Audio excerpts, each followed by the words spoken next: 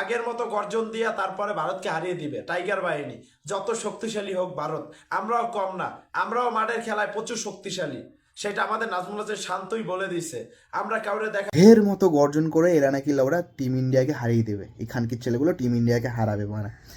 শান্তনে কি বলেছি, ইন্ডিয়া দেখার টাইম নেই, কিন্তু সে বাড়া 0 রানে আউট মারা, এই হচ্ছে বাঘের মতো গর্জন মারা, ঠিক আছে।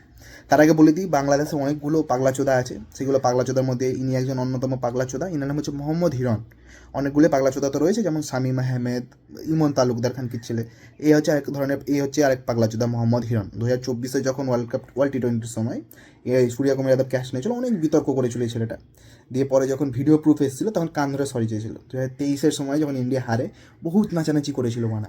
এবার আমি তোমাকে বলছি, শোনো মোহাম্মদ হিরণ খানকির ছেলে, এইবার তোমার গাঁড়ে আমি এমন লাগবো, তুমি যখন সকালে হাঁটতে যাবে না মানা, তোমাকে গাঁড় ধরে হাঁটতে হবে মানা, এটাও কথা দিচ্ছি আমি তোকে।